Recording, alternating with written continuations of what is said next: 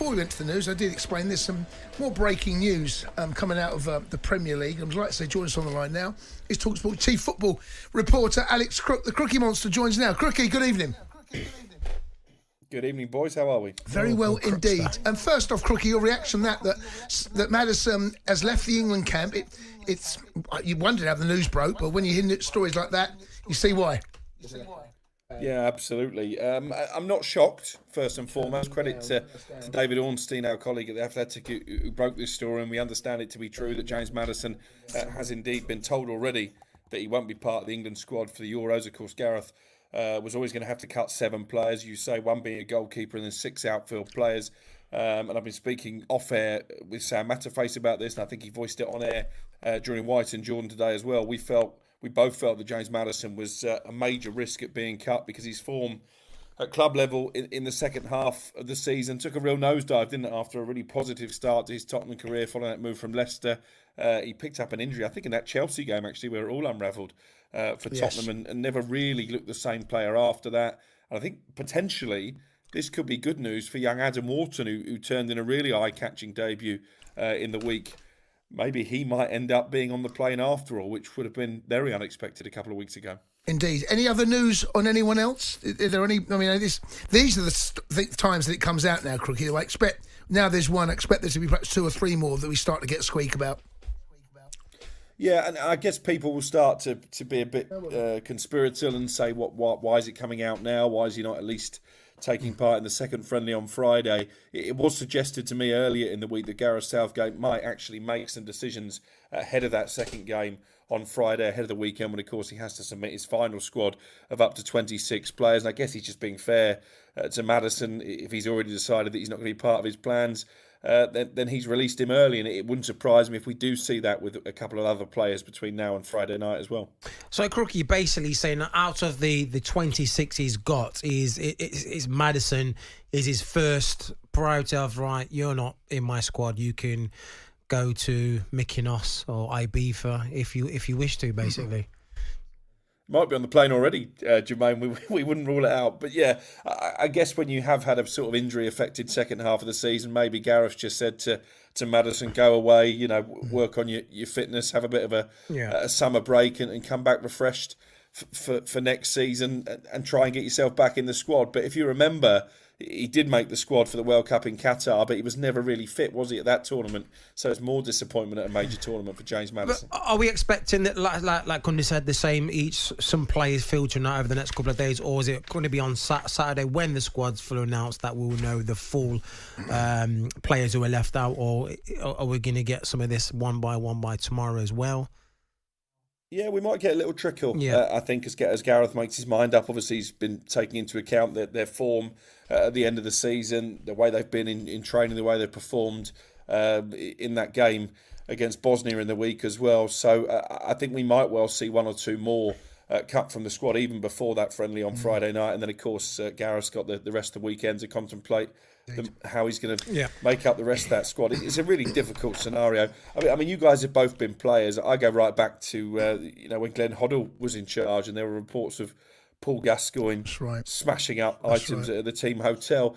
I don't know really if I see a lot of sense in this, and I know all nations do it, but what's the upside in picking a provisional squad knowing you're going to have to disappoint 6 or 7 players? Aren't you better just picking a 26-man squad and then maybe putting 1 or 2 players on standby? Yeah, maybe. I mean, they all seem to do it, I suppose, just in case injuries or something. I don't know, Crookie. But listen, one of the other reasons we got you on, matey, is to talk at the Premier League clubs that apparently they will reject Wolves' bold bid to scrap VAR. talkSPORT understands. Give us a little bit more. Yes, I don't think this is surprising news either, to be honest. I remember reacting to the news that Wolves have submitted this bombshell proposal. A few people got excited that VAR could be scrapped, but it was pretty clear in the aftermath of that press release that they put out that they weren't going to get the support they needed from their fellow Premier League clubs, as we know, and it's been talked about a lot this week with Manchester City trying to sue the league. In order for any rule change to come into play, you need to get at least 14 votes in favour from the 20 Premier League clubs, and there was only a handful of clubs who were really to get on board with this. What I think we will see in the Premier League have a 2-day AGM which starts tomorrow up in Yorkshire. I think we'll see, thanks to what Wolves have put on the table, a discussion now about how the technology can be improved. But I think it was always fanciful to suggest it was going to be scrapped. The European clubs didn't want it to be scrapped because they felt they would be at a disadvantage when it came to competing in the Champions League and the Europa League and the Conference League, where the technology is in use, if they don't have it in their own league. I think even the smaller clubs who've invested a lot of money in implementing the technology, they weren't particularly keen just to tear it up and start again either.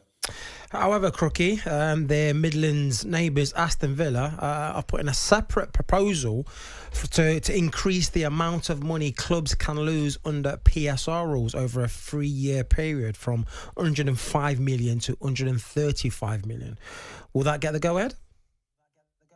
I think it will. I think this is much more likely. Aston Villa, as you mentioned, very much the driving force behind this, because I know that they are concerned about PSR rules and whether it will hamper their ability to try and add to the squad, having done brilliantly last season to qualify for the Champions League. We saw it to a certain extent with Newcastle, where they got into the top 4, and because of the financial rules, just couldn't add to the squad as they would have liked to.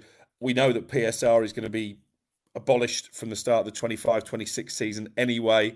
Premier League clubs are going to go to a more UEFA-style model where you can spend a certain amount of your revenue on wages, transfers and agents' fees. But there is a sort of 1-year holding period, if you like. And as you've mentioned there, Aston Villa, one of a number of clubs who are keen to increase the amount that clubs can lose over that 3-year period from 105 to 135 million pounds. I think it's right. I mean, the 105 million pound was set a long time ago. We've had inflation since then. We've had all kinds of other things that have gone on in the world that have affected people's spending, and we've had rich owners come into the Premier League. So I think it's only right, actually, that it is increased, and we'll hopefully see a positive effect in terms of the summer transfer window. Hopefully I'll be busier than I was in January.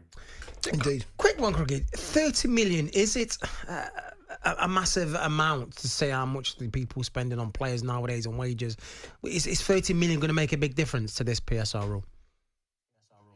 I think it will, because you look at Chelsea, for example, and we ran that story this morning, that they're demanding more than £50 million to sell Conor Gallagher in the last year of his contract.